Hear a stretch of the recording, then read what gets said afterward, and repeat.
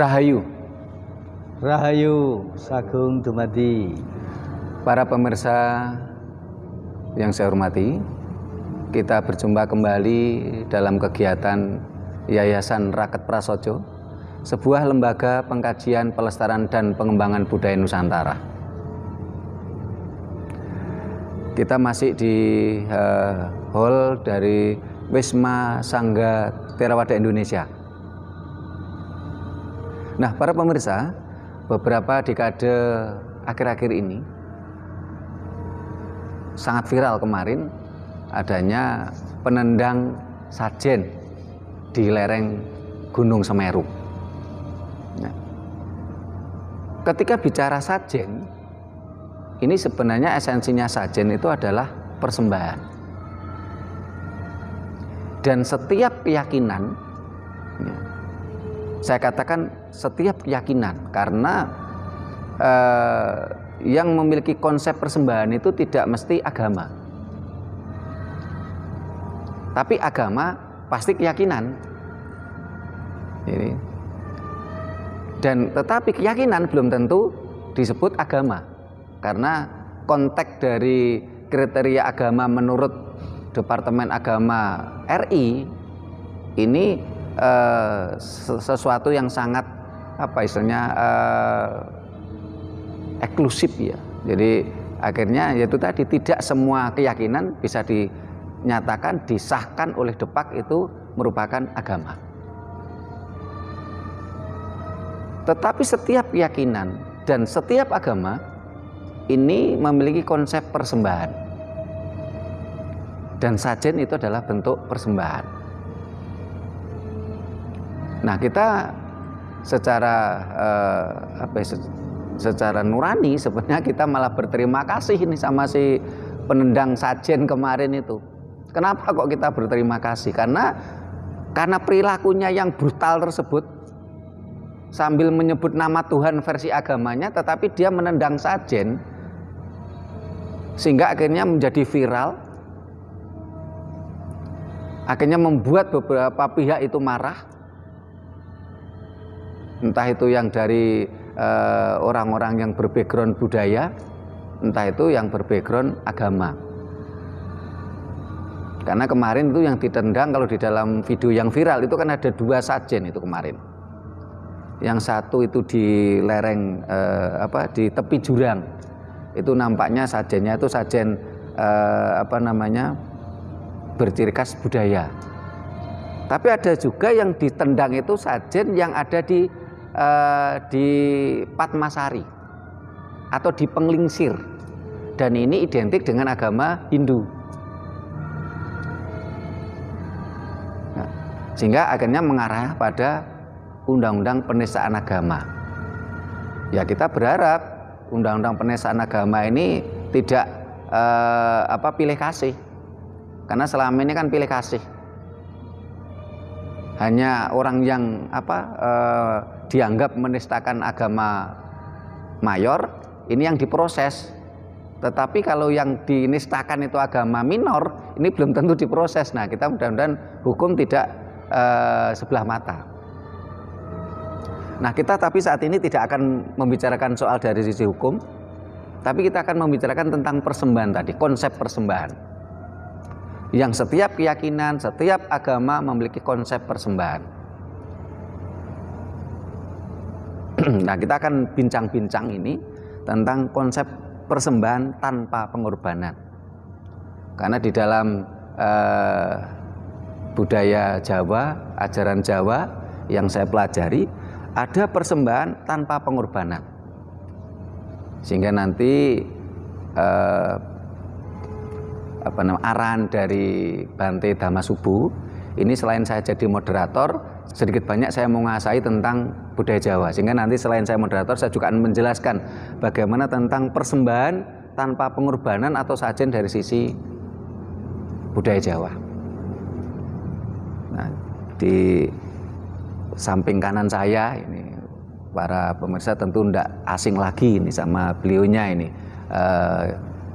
Yang Mulia Bante Dhamasubu Mahathera. Rahayu Bante. Rahayu. Nah, Sagung dumadi. Yang sebelah kanan sana ada Pak Sigit ya, Rahayu Pak Sigit. Ya. Beliau ini adalah pemerhati budaya dari Jogja yang merupakan pusat ya, budaya Jawa. Sehingga kita nanti barangkali Pak Sigit bisa bertanya pada Bante atau bisa menyampaikan pendapatnya dengan tema kita persembahan tanpa pengorbanan. Ya, ya. Nah, kembali ke tadi yang saya sampaikan sebagai prolog tadi. Jadi sajen ini adalah bentuk persembahan. Dan isinya kalau sajen menurut ajaran Jawa, budaya Jawa, terus dengan Hindu ini ada kemiripan. Karena memang kalau karakternya itu kan merupakan kalau agama Buddha, agama Hindu ini kan dikatakan agama bumi istilahnya. Ini menurut Depak, walaupun ya terus ada yang namanya agama langit ya. Walaupun pada faktanya namanya agama itu ya semua dari manusia itu. Tidak mungkin jeglok dari langit gludak bentuk agama gitulah. Sehingga ini sesuatu sehingga kalau diklasifikasikan agama bumi ada agama langit itu kan yang mengklasifikasikan kan mereka. Padahal secara faktual tidak mungkin agama itu jatuh dari langit. Agama itu adalah proses budaya dan agama itu bagian dari budaya. Ketika manusia itu tidak mengenal budaya, tidak mengenal peradaban, ya tidak akan mengenal agama. Nah, kebetulan ajaran Jawa ini karakteristik ajaran Jawa itu yang mirip agama bumi, karena ajaran Jawa itu sebenarnya nama Tuhannya ada, ya, tapi tidak lolos di Depak ini. Terus ketika bicara tentang konsep ketuhanannya ada, seratnya ada, kitabnya ada. Cuman kitabnya orang Jawa bukan kitab garing, bukan kitab suci yang garing, yang kering dari kertas. Tetapi ajaran Jawa meyakini kitab sucinya adalah serat teles. Serat teles itu alam semesta. Nah, ini supaya lebih gayeng, ini kita minta pencerahan ini sama Bante Dhammasubbu Mahathera tentang persembahan tanpa pengorbanan. Silahkan Bante. Oh ya, baik Pak. Ya. Saya kalau mendengarkan pengantar dari Pak Trimo ini bahwa persembahan itu dimiliki oleh setiap agama, Ya. tradisi, Ya. budaya, Ya. bangsa-bangsa, juga manusia-manusia. Ya. Ya. Dalam hal ini tentu dengan caranya masing-masing. Ya. Ya. Tujuannya sama, mungkin cara yang berbeda. Ya. Ya. Kemudian objek yang dipilih juga sesuai dengan yang ada di alam sekitarnya. Ya. Saya mungkin akan meminjam sebuah cerita saja Pak. Ya. Silakan Bante. Ya. Pada zaman mulai ada patung-patung, Ya. patung yang dipasang di tengah desa atau tengah perempatan jalan. Ya. Patung ini adalah patung orang yang dipatung ini adalah tokoh yang terhormat. Ya.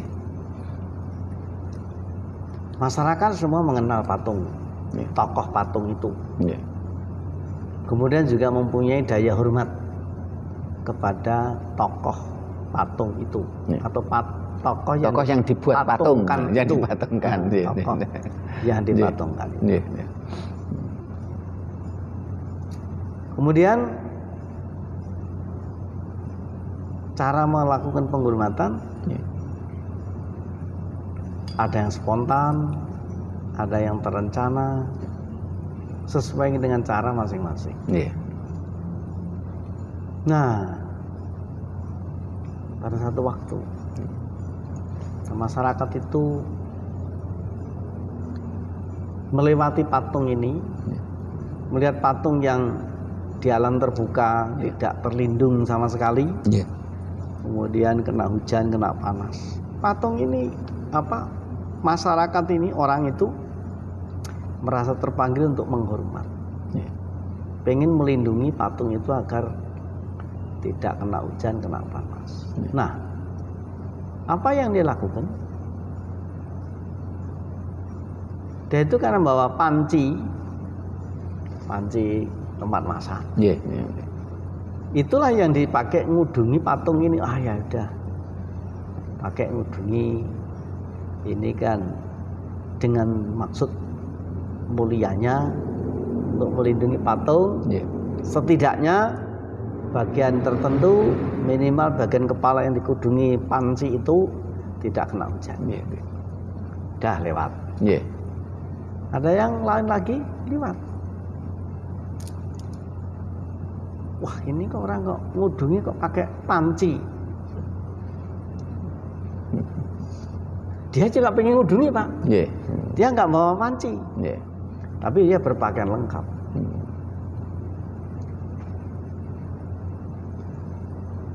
Lalu apa yang dia pakai untuk melindungi?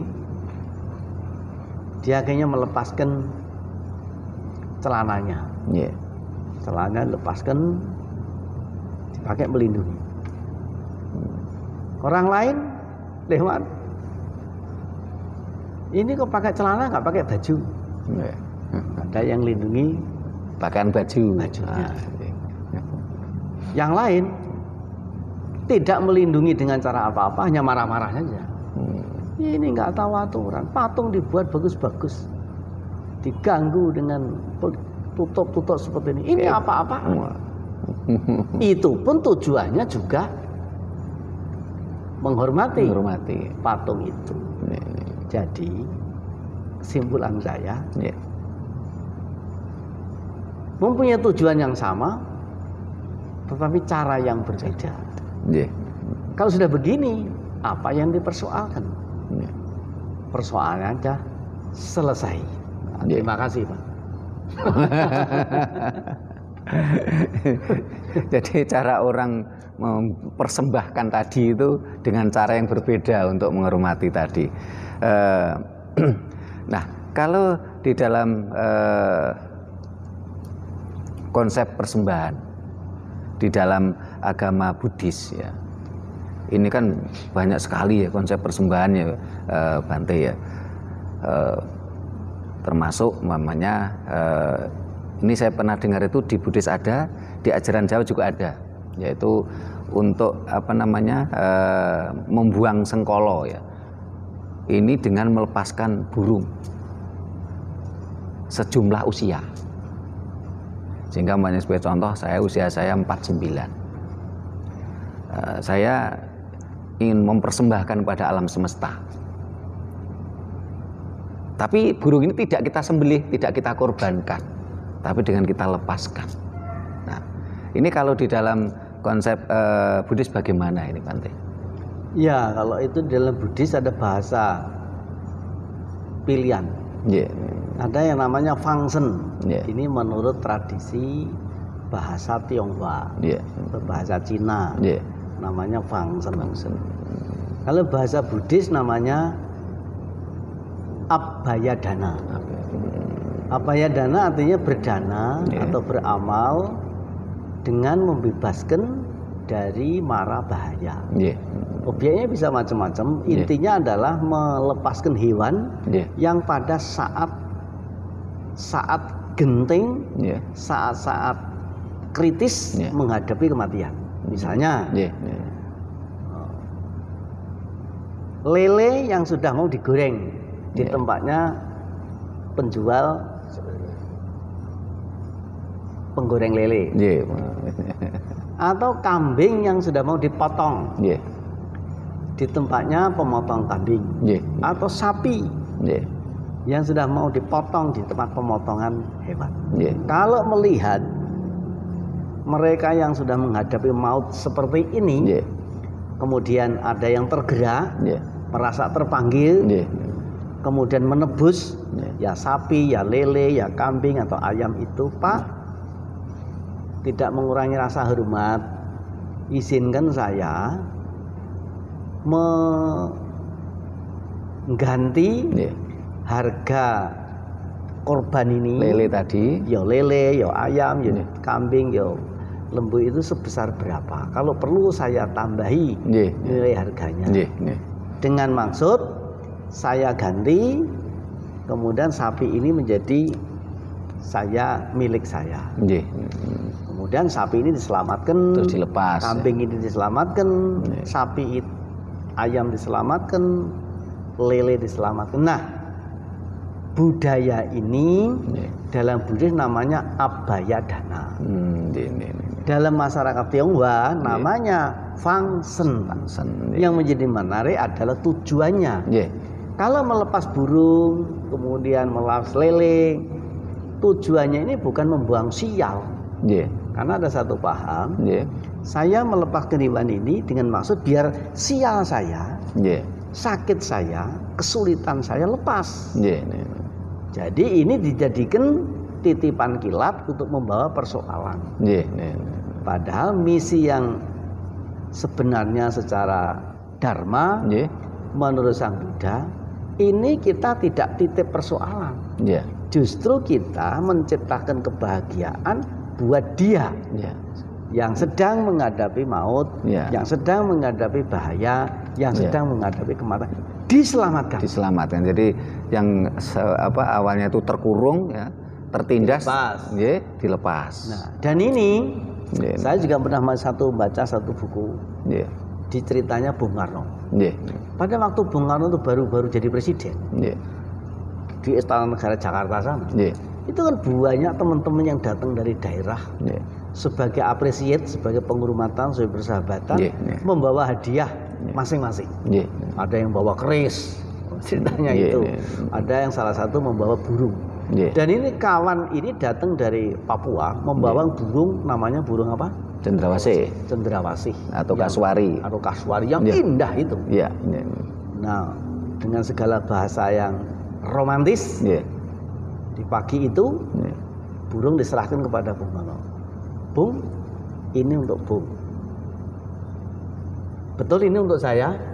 Betul. Nah, lalu bagaimana? Baik, kalau memang ini untuk saya, berarti sejak sekarang menjadi hak saya. Menjadi milik saya. Menjadi milik saya. Betul. Ini memang saya bawa jauh-jauh, maksudnya untuk Bung. Baik, kalau begitu ikuti saya. Bung Karno mengajak temannya ini turun dari beranda istana lalu ke halaman. Saudara, sekali lagi saya tanya, betul burung ini untuk saya? Betul. Aku yakin gitu. Dan setelah yakinkan bahwa itu memang untuk Bung Karno, baik kalau memang begitu, burung ini sekarang juga saya akan lepaskan ke udara bebas. Dia mulai berubah wajahnya. Dibawa jauh-jauh kok ternyata dilepas. Lalu Bung Karno memberikan alasannya. Begini, dengarkan alasan saya. Kenapa saya harus melepaskan burung ini? Burung ini sedang terkurung. Nah, karena itulah saya bisa tahu bagaimana menderitanya burung ini dalam kurungan seperti saya ketika di dalam kurungan Sukamiskin. Kemudian diasingkan di Ende, diasingkan di Bengkulu, lalu dipenjarakan di Danau Perapat. Danau Toba itu semua saya rasakan. Sama dengan burung yang sedang dalam kurungan ini. Untuk itulah bagaimana saya bisa lepas dari kurungan itu, saya akan samakan dengan bagaimana nanti kalau burung ini saya lepaskan dari dalam kurungannya, biar dia bebas kembali ke alam terbuka. Betul toh ini milik saya? Gitu. Dan akhirnya dilepaskan oleh Bung Karno. Makanya kalau raja-raja Buddhis itu punya budaya membebaskan bahaya makhluk yang kritis itu. Bahkan ada satu negara yang mempunyai undang-undang dilarang motong hewan dan tidak melakukan pemotongan hewan. Yang kedua, tidak melakukan pemotongan pohon. Di negara Bhutan itu. Itu negara Bhutan. Diakui atau tidak, itu kenyataan pada saat ini. Nah, sekarang manfaatnya apa? Dunia WHO mencatat negara dunia yang tidak disinggahi COVID itu Bhutan. Indonesia yang tidak disinggahi COVID Baduy. Dan kedua-duanya itu punya cara bagaimana merawat alam, merawat kehidupan bersama.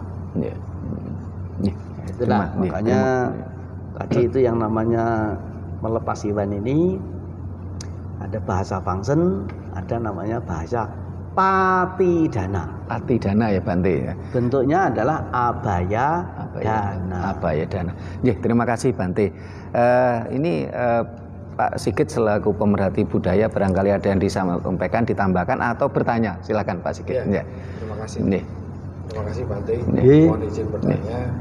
Setelah mendengarkan cerita, uraian, penjelasan, ini ada beberapa mungkin saya sebagai pemerhati budaya ada beberapa yang mungkin karena belum jelas atau mungkin dengan beberapa cerita yang saya terima atau mungkin kondisi situasional itu mungkin saya ada beberapa pertanyaan. Mungkin dengan Mas Timo juga sekalian.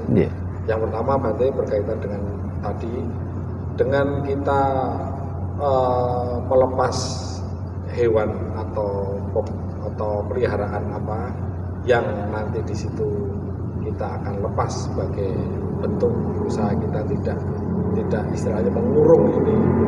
Apakah itu di sosial masyarakat berarti untuk pemeliharaan burung-burung atau hewan-hewan itu dianjurkan untuk tidak dilakukan Pak?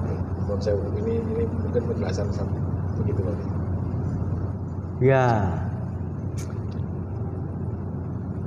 saya kira aturan ini adalah berhubungan atau berkaitan dengan tingkat kedewasaan. Kalau istilah Romomangun, istilah dewasa kencana. Jadi kedewasaan, kejiwaan, kedewasaan kencana. Kencana itu emas. Jadi orang-orang yang sudah pola pikirnya itu mencapai tingkat kemuliaan, berkualitas emas, itu tidak mesti harus dipanggil, tidak mesti harus diperintah, tidak mesti harus diancam, ditekan, dianjurkan. Tapi mereka sudah merasa terpanggil untuk tidak melakukan. Nah, jadi kita juga tidak mungkin membuat undang-undang dilarang memelihara hewan. Itu tidak mungkin. Nah, itulah makanya kalau merujuk pada budaya Buddhis, sejak awal budaya Buddhis atau kebudayaan Buddhis itu menyatakan bahwa hidup ini opsi. Opsi itu ada sisi kompensasi, ada sisi konsekuensi. Kalau kamu sudah memilih begini, nanti kompensasinya begini. Nah, kemudian konsekuensinya begini. Jadi ada sisi konsekuensi, ada sisi kompensasi. Ada juga Pak yang datang ke sini. Ini yang datang mertuanya. Lalu dia punya mantu dan punya anak. Anak dan mantunya itu ya punya anak lagi, jadi cucu. Cucunya itu sakit-sakitan aja Pak. Udah diobati sana sini, sana sini, sana sini, sana sini. Kok ya nggak sembuh-sembuh? Dan ini orang yang mindsetnya modern, jadi apa-apa ya pengobatan begitu. Ke rumah sakit, obat. Bisa begitulah. Karena memang punya duit, gitu kan. Atau karena fasilitas perusahaan. Ya semacam lah. Tapi ternyata mertua ini diem-diem, dia berpikir lain. Lalu kepada Bante, lalu saya juga ngobrol saja sana sini, ngalor ngidul ngetan balik ngulon, gitu kan, rokok aneh gitu kan, panjang lebar kali tinggi tambah isi gitu kan. Salah satunya yang saya temukan dalam obrolan itu, mantu ini punya hobi piara hewan lain, yang pakanannya juga hewan. Ada toh Mas? Ada. Jadi hewan-hewan predator atau itu ular, buaya, hewan tertentu yang makanannya juga hewan. Dengan kata lain dia sudah mengurung satu hewan dan mengorbankan hewan lain lagi. Dan yang dikorban ini juga pemakan hewan. Jadi kan berlapis-lapis. Apakah ada hubungannya itu ya Bante? Wah, saya juga tidak mengerti. Ya coba saja dikomunikasikan dengan baik, bagaimana dengan bahasa rasa sebagai orang tua kepada anak, nenek kepada cucu, siapa tahu ada hubungannya. Cobalah direh-reh, bahasa Jawa kan direh-reh tuh Pak, direh-reh, diomong yang bagus-bagus. Dan ternyata sang mantu ini mau Pak melepaskan hewannya yang pemakan hewan Pak. Apakah ada hubungannya dengan itu? Apakah secara kebetulan yang dibetul-betulkan gitu kan? Tapi ternyata sejak berhenti Pak, sejak berhenti mengurung tadi hewan itu ya semua dilepaskan. Sampai saat ini cucunya sehat ya. Itu semua keluarga itu menjadi sehat, harmoni, nggak engkrik-engkriken kayak dulu. Nah, apakah ini ada hubungannya dengan itu? Ya kita tidak bisa mengatakan 1 + 1 2. Karena ini wilayah budaya. Budaya itu bukan eksak. Ukurannya bukan tebal senti desimal. Tapi ini indah atau tidak indah, enak atau tidak enak, itulah ukuran seni, ukuran budaya.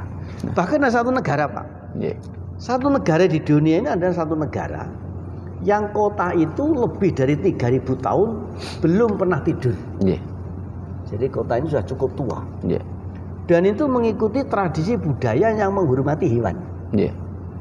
Satu waktu kena revolusi budaya dengan paksa, revolusi agama dengan paksa, rajanya dikudeta, satu malam itu 13 orang raja dan keluarganya meninggal dunia. Dengan dibunuh, kata lain, ganti peradaban. Kemudian diganti dengan pemerintahan baru, penguasa baru, bahkan agamanya pun juga baru. Nah setelah agama baru kan budayanya juga baru. Lalu saking bungahnya Pak, bungah ini membuat upacara kurban. Dan kurbannya itu hewan. Motong hewan satu kali acara itu 1000 ekor. Jadi, nah apakah ada hubungannya atau tidak?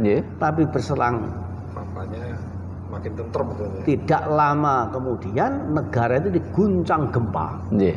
Dan gempanya itu meluluh lantakkan hampir ke seluruh kota. Karena persembahan tadi harus mengorbankan tadi Bante. Nah, apakah ada hubungannya itu atau ini kebetulan gitu kan? Tapi ini data dan fakta. Nah ini saya jadi teringat gini Bante, kurang lebih sekitar 5 tahun yang lalu. Saya ini kan ada reuni teman-teman SMP Bante, teman-teman masih ingusen ya, masih. Nah waktu itu teman-teman saya SMP yang sudah sama tuanya itu kan tahu kalau saya itu kan orangnya seneng budaya Jawa. Bahkan di foto PP saya aja pakai blangkon. Nah pernah suatu saat salah satu teman saya ini saudaranya di Jakarta ini sakit, habis tabrakan, masuk ruang ICU, sudah 3 hari itu tidak siuman. Nah teman saya SMP itu merekomkan nomor HP saya diberikan ke anaknya yang di ruang ICU tadi. Terus telepon saya waktu itu, saya ini ya cuman istilahnya nyolot aja lah Bante, jadi nggak terpikirkan sebelumnya, nyolot ini keceplosan ngomong ya. Saya bilang ke dia, tolong sampean cari susu, kalau bisa susu segar, kalau nggak bisa ya sudah beli susu di mall, di supermarket. Saya bilang itu. Untuk apa susu ini? Nah susu ini nanti berikan pada anjing, minumkan pada anjing, kalau bisa anjing liar, kalau bisa 9 ekor, kalau nggak bisa ya sedapatnya berapa. Nah ketika saya telepon seperti itu, posisinya waktu itu siang, itu dijalani, dia beli susu diminumkan anjing. Sekitar habis maghrib ya, sekitar jam 6 atau setengah 7 saya ditelepon, katanya orang tuanya itu sudah siuman. Waktu itu dia sempat tanya, loh Pak ini doanya bagaimana? Saya bilang waktu itu apakah doanya harus pakai bahasa Arab ataukah doanya harus pakai bahasa Inggris? Dia tanya gitu. Saya bilang doanya silakan pakai bahasa ibu Anda.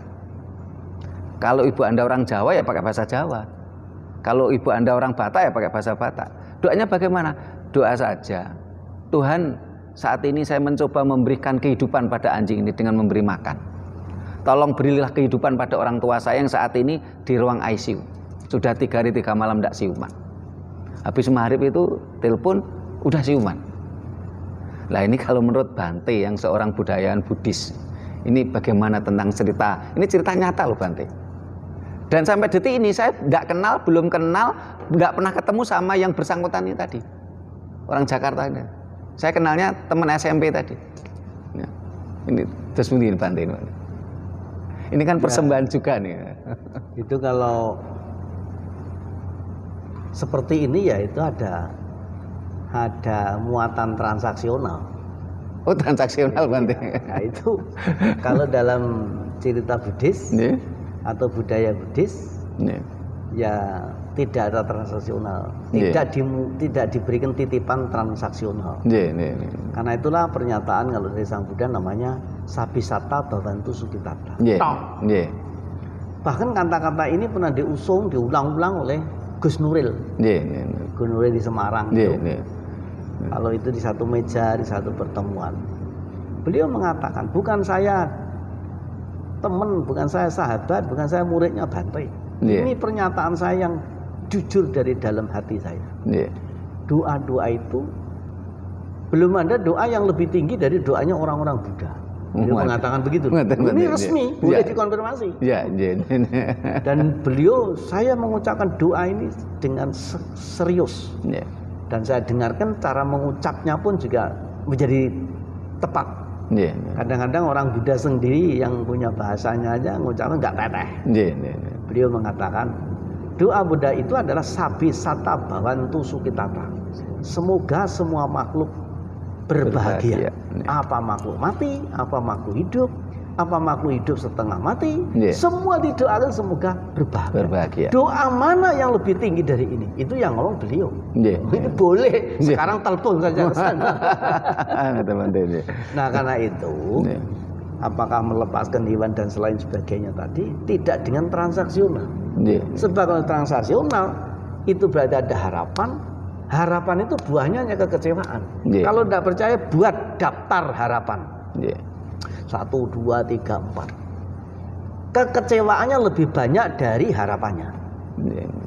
Tetapi kalau kita tidak berpengharapan, itulah buah kemuliaan dan kebahagiaan. Nah, jadi ya boleh saja berharap sini situ, tapi juga siap-siap kalau nanti tidak terkabul. Nah, misalnya begitu. Soalnya kalau cerita yang saya ceritakan tadi ini memang faktual, fakta ya. Nah makanya kalau berpengharapan bahasa saya begini. Dengan ini semoga berbuah kebahagiaan. Semoga saya bahagia. Semoga semua. Jadi semoga. Nah, semoga itu apa ya? Apa minta apa? Ya pokoknya begitulah. Semoga. Pokoknya serboga itu semua serba semoga. Terima kasih Bante. Kembali ke Pak Sigit bareng. Apa yang ditanyakan Pak Sigit tadi udah dijawab sama Bante. Apa ada yang masih kurang jelas atau bagaimana? Sangat jelas. Atau mau ada yang tambahan lagi? Memang yang disampaikan Bante tadi memang sifatnya kedewasaan tadi. Bagaimana? Apalagi tadi dicontohkan ketika kita memberikan makan hewan-hewan harus membunuh hewan yang lain. Jadi ada rentet gandengnya yang pengorbanan semua ya. Jadi memang sifatnya kita harus mengedepankan welas asih, artinya bahwa kita kalau toh misalnya memelihara ya harus dengan kasih gitu. Jangan sampai nanti kita memelihara tapi harus membunuh makhluk lain. Itu satu. Mungkin dengan Pak Trimo. Jadi tadi diawali dengan adanya sesajen. Sesajen tadi. Nah di masyarakat ini, Pak, ini kan ada yang dihindari atau mungkin ada persepsi mengenai yang namanya berhala. Bagaimana kita menyikapi bahwa kita memberikan sesajen ini bukan kita berperilaku memberhalakan itu.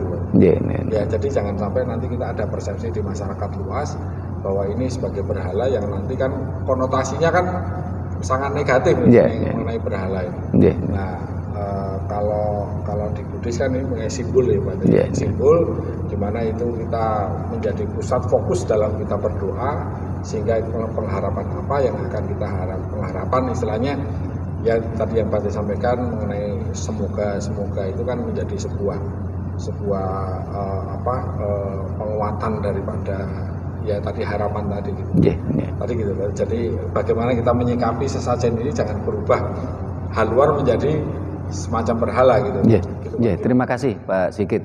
Nah, ketika kita bicara dengan konteks dan konsep berhala, ini sebenarnya kan hanya dari ajaran Dayo yang selalu istilahnya menganggapnya kalau ada orang ngasih sesajen pada patung itu kan memberhalakan patung. Sementara kalau konsep dari leluhur kita termasuk nanti biar Bante juga yang menjawab kalau konsep Buddhis bagaimana ya. Ini kan ketika kita ada sebuah sajen di sebuah patung, itu kan bukan kita menyembah patung tadi. Karena itu kan cuma sekedar simbol saja gitu loh. Sementara dari semua keyakinan ya. Semua keyakinan, semua agama ini sebenarnya kan butuh titik konsentrasi. Titik konsentrasi. Di aku itu tidak. Saya sebagai Muslim ketika sholat itu kan titik konsentrasi kan Ka'bah. Nah begitu dengan orang Hindu ketika dia bersembahyang, dia butuh titik konsentrasi itu kan Purana, pucuking pura. Nah, begitu juga yang orang Nasrani itu kan ketika dia berdoa sembahyang kan juga butuh titik konsentrasi. Kadang-kadang salib ya, atau patung Bunda Maria dan sebagainya. Nah ini kalau dari Buddha, ini ada ahlinya. Ya, ini kalau menurut menurut Buddhis ini bagaimana yang ditanyakan oleh Pak Sigit itu tadi Pak Bante? Oh iya. Jadi kalau di Asia atau di dunia Timur itu syarat dengan bahasa simbol. Karena dalam berkomunikasi ini salah satu media komunikasi itu alat bantunya adalah simbol. Jadi istilah saya ada bahasa simbol. Lalu ada bahasa tubuh. Kemudian bahasa lisan. Nah, bahasa simbol ini memang butuh rincian, keterangan. Kalau tidak, menyampaikan pesan itu baru 10%. 10% menyampaikan pesan. Bahasa tubuh itu 70%. Bahasa lisan ini 20%. Jadi untuk mencapai kuota yang 100% itu 70, 20, lalu 30. Nah, simbol ini memang butuh diterangkan. Nah, simbol itu hubungannya dengan kearifan lokal. Nah, karena itu orang melakukan penghormatan dengan menggunakan media. Media ini adalah bahasa simbol. Boleh bervarian, boleh bermacam-macam medianya, tapi yang penting adalah isi, inti, misi, visi, dan fungsi persembahan ini tujuannya adalah menciptakan kemuliaan. Nah, karena itulah yang namanya budaya puja ini, buah yang pertama bisa dipetik menurut saya secara individual. Yang kedua secara moral. Yang ketiga secara sosial. Yang keempat secara material. Yang kelima secara spiritual. Apa itu individual? Dengan mempunyai kemauan, itu artinya sudah meningkat satu digit dibanding dengan orang yang disuruh, diperintah, diajak pun orang mau. Nah, gitu kan? Yang kedua, oleh karena itu tujuannya menghormat, maka dilakukan dengan dengan cara berhati-hati karena tujuannya menghormat.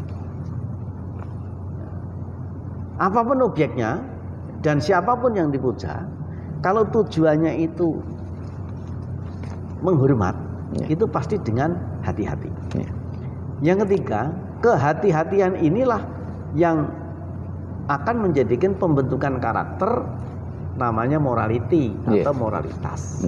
Kalau sudah mempunyai kebiasaan morality dan moralitas, itu nanti ketika dia beraksi sosial di tengah masyarakat, kebiasaannya dibawa. Karena ini namanya watak.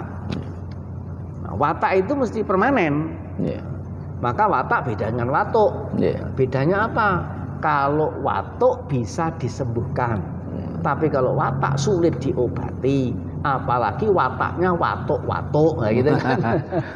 Iya, kemarin kita datang batuk dikasih obat Bante udah sembuh. Sembuh toh? Nah, itu kan. Batuk karena batuk Bante ya. Nah, karena watuk. Kalau watak sulit ini. Sing mandi iki dudu obate, Pak. Jopone. Wah. Jopo montone Bante itu luar biasa ini. Nah, yang keempat itu materi. Kalau kita sudah mempunyai berniat untuk melakukan penghormatan, itu kan dia mesti menyiapkan sesuatu, sekuntum bunga, sebuah seteguk air atau apalah yang namanya. Kalau di Bali namanya canang sari, kalau di Jawa namanya cok bakal. Kalau Buddhis namanya yaitu amisa puja, gitu kan. Nah, itu semua sebagai simbolik. Nah, kemudian buah yang kelima adalah spiritual.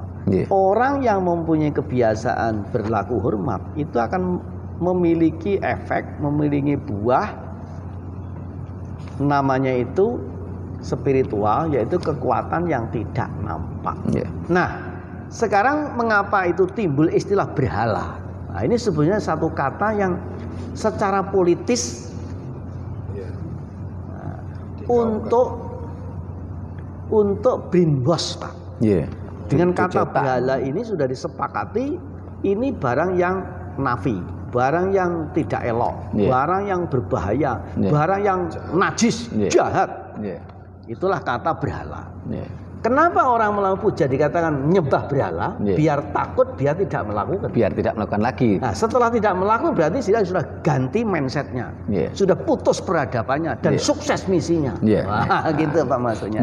Jadi itu kata-kata dipilih dengan tujuan untuk brainwash, untuk kepentingan yang dominonya itu lebih panjang. Ya budaya, ya peradaban, ya ujung-ujungnya kekuasaan, ekonomi dan gitu Pak. Nah, karena itu dulunya yang paling diduga penyembah berhala itu kan orang Buddha, Pak. Karena sembahyang itu ada api, ada lilin, ada buah, ada bunga, semua itu dikonotasikan, diasumsikan itu adalah berhala. Supaya orang itu tidak melakukan dan kalau tidak melakukan artinya sudah tidak berkebudayaan Buddha. Tapi ternyata kalau mau jujur Pak, penyembah berhala, pemuja api itu bukan orang Buddha. Saya mungkin sudah berulang-ulang, kalau mau jujur, penyembah api yang sesungguhnya itu adalah perokok berat. Gitu kan. Tapi gini Bante, ada sebuah sebuah seloroh ya, guyonan tapi juga serius. Berbahagialah orang yang perokok. Kenapa? Karena perokok itu awet muda, Bante. Kenapa kok awet muda? Karena tidak ada perokok yang mati tua. Ini seloroh, ini serius ini. Dari data yang ada bisa dibuka di Google lah. Semua perokok awet muda. Karena tidak ada perokok mati tua. Jadi kalau ingin, para pemirsa, kalau ingin awet muda, silakan jadi perokok, apalagi perokok berat yang rokoknya adalah rokok kimia. Kalau rokoknya herbal, beda lagi. Nah, ini mbah saya, mbahnya Bante ini usianya 100 lebih, juga perokok. Orang dulu kan merokok Bante ya, perempuan yang nginang. Tapi rokoknya kan tidak ada kimianya, tidak ada saus kimia, tidak ada alkohol. Rokoknya tingwe. Terus pakai cengkeh, semuanya herbal. Nah, kalau itu bisa awet tua itu, bukan awet muda nih Bante. Mbah saya itu meninggalnya 129 Bante ini. Nah, ini kembali ke topiknya tadi. Jadi sebuah persembahan, ini kan tujuannya itu kan kebahagiaan Bante. Orang yang memberikan persembahan itu kan maunya itu ada rasa marem gitu ya. Rasa marem itu kan bahagia. Terus dipandang orang mulia karena dia mampu memberikan persembahan. apalagi persembahannya semakin berkualitas. Kalau cuman ayam kan nggak seberapa Bante. Ada ini kambing. Lebih berkualitas lagi sapi, kerbau. Nah, ini kan akan dianggap oleh masyarakat sekitaran itu lebih mulia, prestis. Karena yang dipersembahkan itu sesuatu yang mahal gitu loh ya. Nah, persembahan ini tujuannya kan ingin mendapatkan mulia, mendapatkan kebahagiaan. Tetapi di sisi lain, kalau yang dipersembahkan tadi harus mengorbankan, menyengsarakan makhluk lain, ini kok rasanya nggak pas. Di hati ini bagaimana gitu loh. Karena kalau kita bicara tadi sajen adalah persembahan juga. Sajen kalau di dalam budaya Jawa isinya cok bakal. Cok bakal itu isinya biji-bijian. Ada kacang hijau, kedelai, beras, cikalan ya. Ini merupakan adalah cikal bakal kehidupan. Cok bakal, dikatakan bakal itu kan sesuatu ya, memang sesuatu ya menuju sebuah kehidupan. Kalau di Bali, canang sari ini isinya bunga. Orang memandang bunga sekarang sebodoh-bodohnya orang pasti lihat bunga itu kan seneng. Ini yang normal loh ya. Kecuali orang nggak normal lihat bunga nggak seneng gitu. Nah, walaupun dia bukan pecinta bunga, apalagi bunganya bunga desa gitu. Kembang desa gitu loh. Nah, tetapi akan sangat berbeda ketika kita melihat persembahan itu dengan harus menumpahkan darah. Bahkan beberapa orang yang punya jiwa suci, jiwa bersih, jiwa halus, melihat darah mengalir terus semaput, pingsan.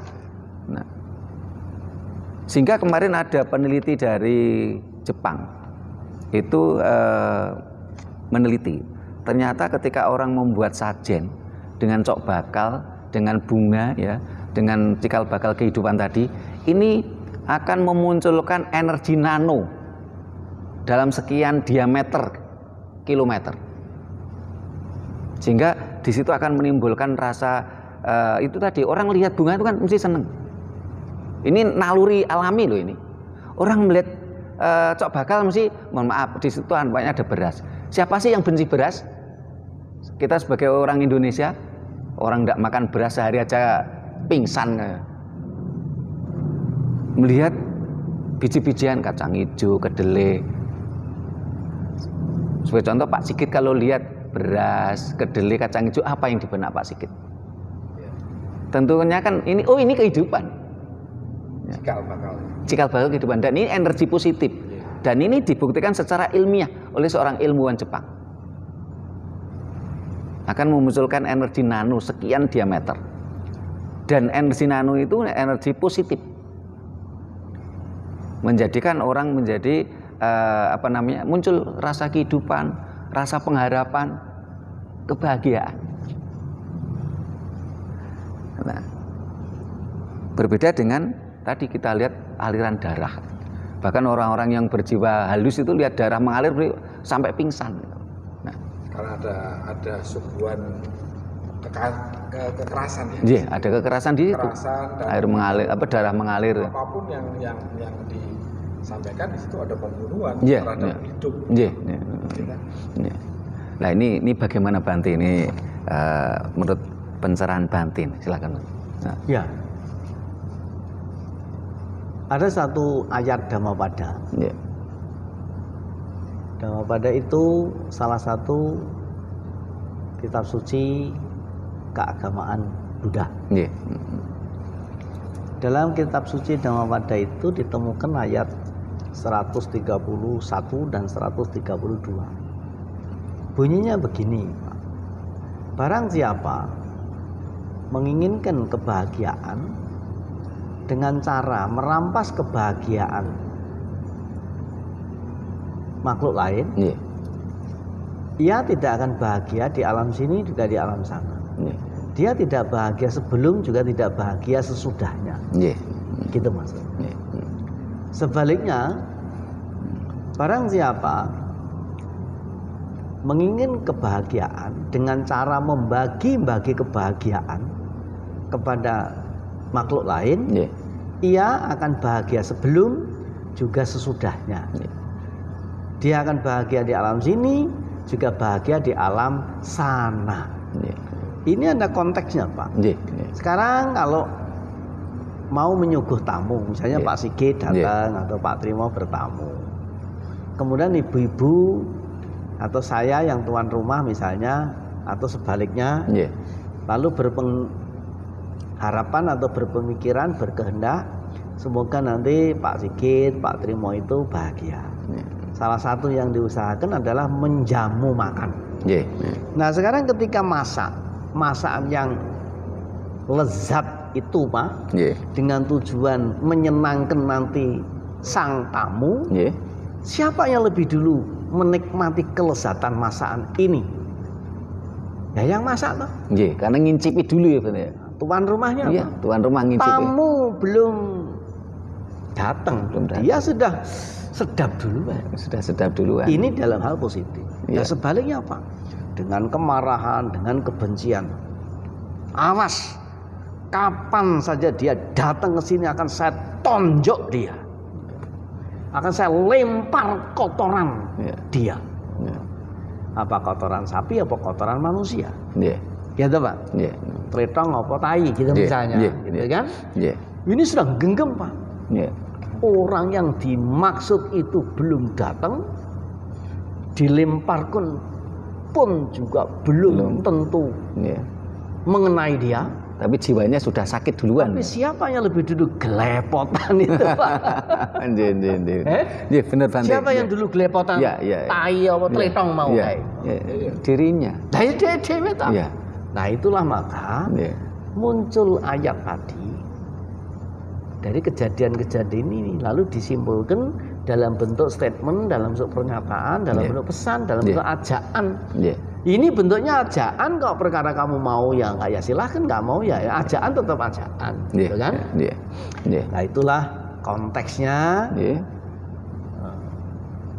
Yang namanya apa tadi, persembahan tanpa pengorbanan. Tanpa pengorbanan. Kalau menurut saya kata korban ini harus dikonfirmasi, Pak, maksudnya apa? Karena Bung Karno yang mengatakan perjuangan tanpa pengorbanan bohong. Nah orang berkorban ini maksudnya apa? Nah selama ini kan memang ada hari korban. Korban apa? Korban apa? Nah ini kan harus dikonfirmasi dengan baik loh, Pak. Ini jangan sampai nanti disalah arti atau ditafsirkan yang melebar atau bahkan dipelintir gitu kan? Jangan sampai kalau pas hari korban saya itu korban perasaan, Bante. Nah, karena Bante. Pak Sigit ada yang mau ditambahkan atau lagi? Jadi sangat terkonfirmasi sekali ya apa yang disampaikan Bante tadi, bahwa memang tadi ada dua cerita dan dua kondisi. Yang satu bagaimana kita menyambut tamu dengan senyum, ya kan, artinya memang dengan keikhlasan dan kembali lagi ke melas kasih sayang tadi kan. Artinya yang kedua yang tadi Bante sudah peragakan juga dengan penuh kekerasan, didelok aja udah nggak enak ini. Artinya ketika yang satu ini pasti banyak tebaran senyum, banyak bersapa dengan positif. Tapi yang kedua ini kan sangat bertolak belakang dan dilihat pun juga sudah tidak enak gitu, apalagi nanti sudah terjadi ada kekerasan di situ. Jadi saya sangat ini sekali dengan apa yang disampaikan Bante, bahwa memang yang namanya kasih dan senyum memberi yang positif itu harus menjadikan sebuah kebiasaan untuk menjadi sebuah kebahagiaan tanpa harus merenggut yang lain.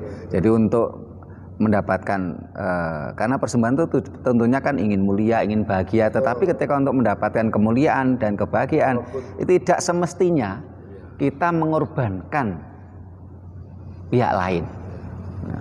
Bahkan nanti setelah pulang ini saya mau baca yang Dhammapada 130 ya. itu kebetulan kemarin saya juga tapi harus Lama pada kata-kata yang saya akan lihat lagi ini gimana nih Ustaz. Tapi kalau bisa usahakan ketika ingin kita mendapatkan kemuliaan, kebahagiaan, itu juga memberikan kemuliaan dan kebahagiaan pihak lain. Betul. Ini yang disampaikan Bante Dhammasubhu tadi.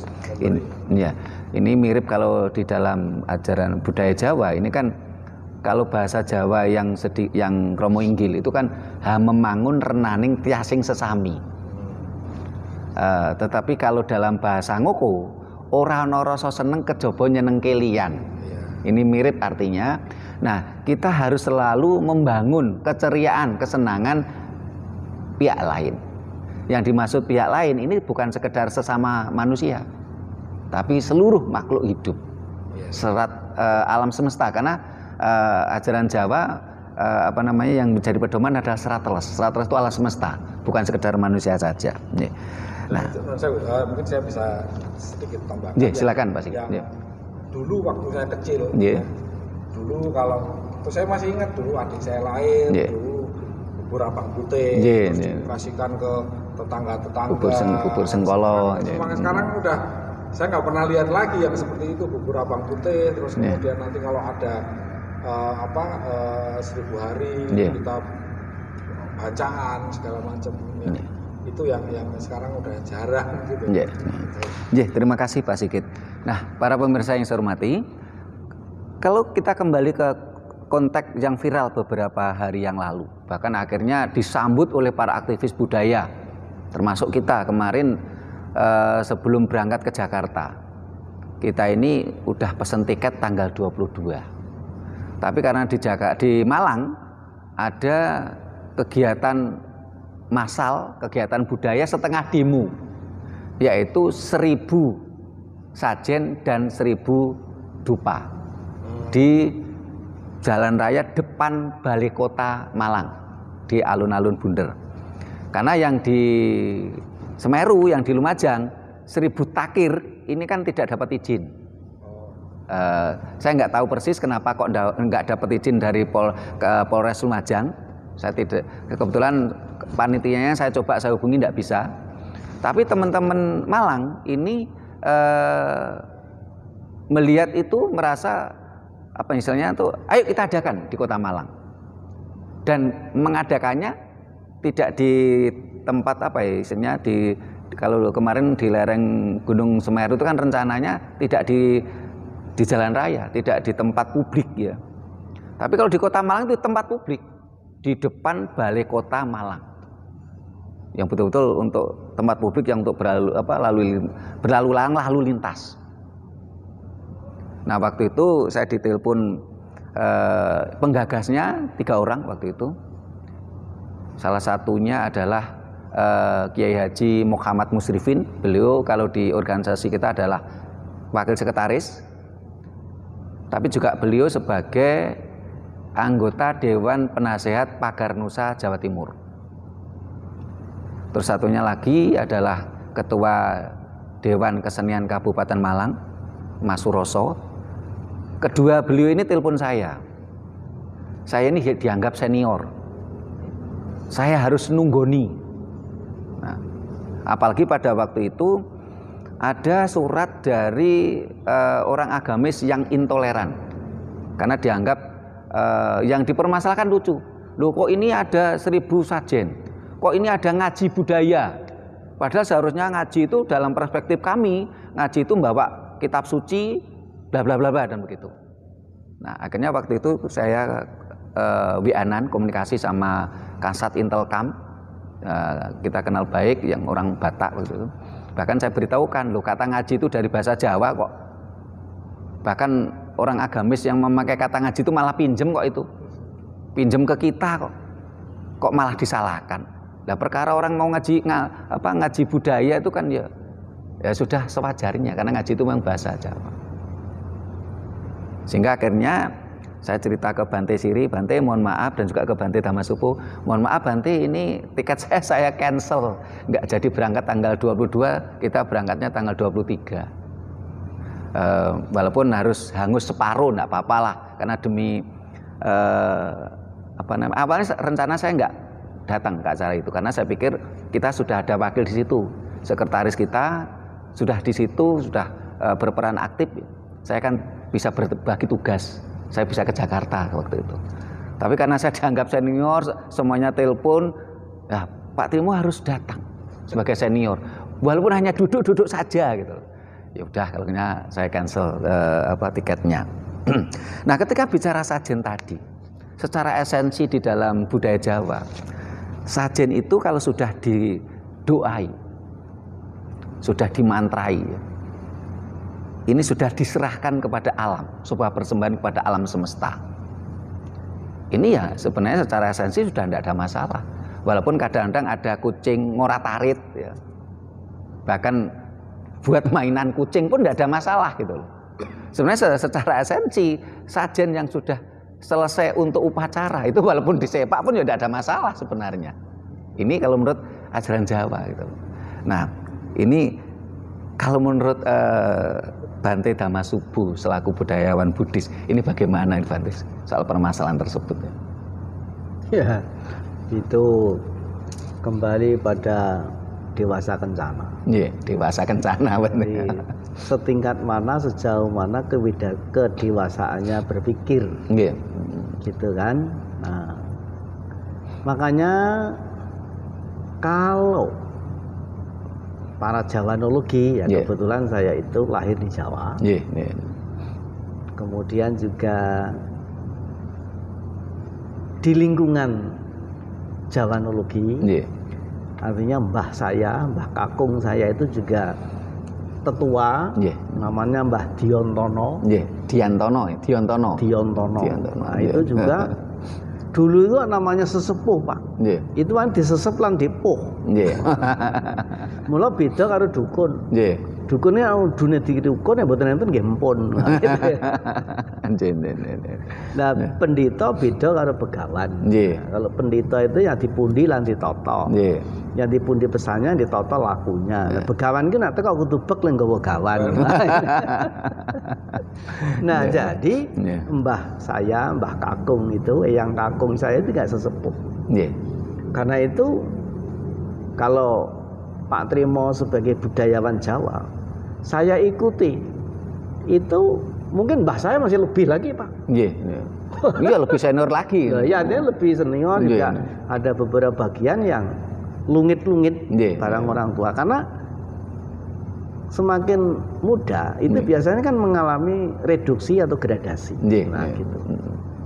Kemudian dari mbah kakung saya, lalu dari bapak saya, namanya Mbah Songko, juga penggemar budaya, juga pemahat, bahkan bisa membuat wayang kulit, mahat wayang kulit sendiri. Sampai sekarang di rumah itu masih ada.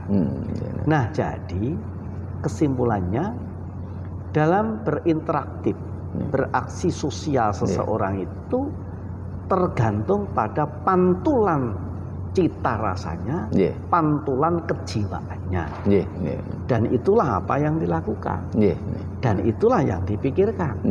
Nah, karena itu orang-orang ini biasanya kalau mau menguji kualitas seseorang itu seperti apa, kalau dalam bahasa sejarah, itu nunggu nanti kalau orangnya sudah mati. Kalau orang itu pada meninggal dunia, banyak yang nangisi, banyak yang merasa kehilangan, diobyong-obyong wong pirang-pirang, berarti itu masa hidupnya baik. Tapi kan nunggu kapan hari mati. Nah, kalau nggak mati-mati, nah coba. Kalau keburu mati, belum sempat dinilai. Nah, tetapi ada lagi yang menilai orang itu baik atau tidak baik ya sepanjang hidupnya. Dia kemudian rekam jejaknya, mati sudah selesai, tutup buku. Makanya ada satu cara juga, kalau orang sudah mati selesai. Orang ono cerita lagi upacara leluhur, kirim sego hangat nyadran kepada mendiang. Mati sudah selesai, tutup buku. Jadi ada dua ekstrem. Satu menghormatinya nunggu kalau sudah mati. Yang satu ya mumpung masih hidup dihormati. Nah, sekarang menurut budaya Buddhis bagaimana? Dan budaya Buddhis itu ternyata juga korelasinya ke budaya Jawa. Mengapa saya katakan begitu? Karena Buddhis di Jawa ini tidak kurang dari 17 abad. Jadi sudah mau tidak mau mewarnai pola pikir, cara berfilosofi kaum Jawanis atau kaum Jawanologi. Nah, kalau tadi dikatakan, ya tergantung. Jawanologi pun juga macam-macam.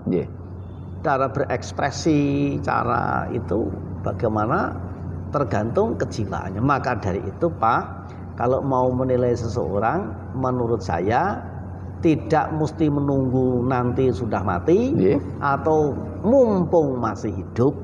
Tapi menurut saya nilailah orang itu sepanjang hidupnya sampai matinya. Nah itu makanya ada tradisi ngirim leluhur, terus menghormati para mendiang. Meskipun mereka sudah mati, masih dikenang keluhurannya. Nah, lalu apa alat penilaiannya? Menurut saya ada 3 Pak. Satu namanya miraga, yang kedua mirasa, yang kedua mirama, yang ketiga mirasa. Miraga itu dari fisikal, raganya. Nah, yang kedua itu mirama itu dari cara bergerak-gerik, berperilaku, dan yang ketiga itu mirasa caranya bercita rasa. Nah, kalau saja mungkin secara fisik kurang enak, secara beraktivitas gerak-geriknya mungkin ya rotok pincang dikit atau piye ngono. Nah, tapi kalau jiwanya mulia, dia tetap kok kemuliaan itu moncer. Nah, jadi kalau orang yang suka nyinyir, nyerocos, ngelihat apa saja itu jelek, berarti lebih dulu jiwanya jelek. Jelek, sembarang salah. Ora bener ya Bante. Pokoknya kalau menurut prinsipnya salah ya salah. Jadi yang benar cuman dia gitu. Pokoknya gitu ya Bante. Nah, itulah jalan Jawanologi pun mempunyai kesamaan. Nah, kebetulan saya yang lahir di Jawa, dibesarkan di lingkungan Jawa, ya keluarga termasuk eyang kakung, termasuk bapak saya, juga orang yang penggemar, pelaku tradisi budaya Jawa. Kemudian akhirnya saya menjadi biku. Ternyata apa yang saya temukan di literasi buku itu sama dengan apa yang saya dapatkan di rumah dulu. Persis sama. Nah, gitu. Nah, sama lo tahu udah biku toh, jadi nggak punya perbandingan. Gitu. Saya kebetulan yang lahir di Jawa dengan budaya Jawa kemudian jadi biku.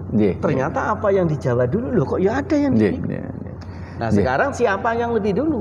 Jawanya apa budanya? Itu perlu penelitian panjang. Nah, itu baru penelitian. Telur karo ayam di sini. Ya. Terima kasih Bante Dhammasubhu Mahatera. Para pemirsa yang saya hormati, demikian tadi kita ngobrol-ngobrol panjang lebar tentang persembahan tanpa pengorbanan. Persembahan yang esensinya adalah kita kepingin mendapatkan kemuliaan, mendapatkan kebahagiaan selayaknya, seyogyanya, itu tidak mengorbankan pihak lain, entah itu makhluk hidup walaupun itu bukan manusia. Nah, para pemirsa yang saya hormati, mohon maaf nih Bante, sebelum saya tutup ada yang mau ditambahkan Bante? Ya, tambahannya nanti buat lagi. Buat lagi ya. Pak Sigit ada ditambahkan? Sampun. Ya, terima kasih Bante Dhammasubhu, Pak Sigit. Nah, para pemirsa yang saya hormati, untuk session ini kita cukupkan sampai di sini dulu tentang persembahan tanpa pengorbanan. Bolehlah kita ingin mencari kemuliaan, kebahagiaan, tapi seyogyanya kita tidak mengorbankan pihak lain. Memangun renaning tiasing sesami, ora ana rasa seneng kejaba nyeneng kelian. Tidak ada suatu perilaku yang menyenangkan kecuali membuat senang pihak lain, entah itu manusia, hewan, dan tumbuhan.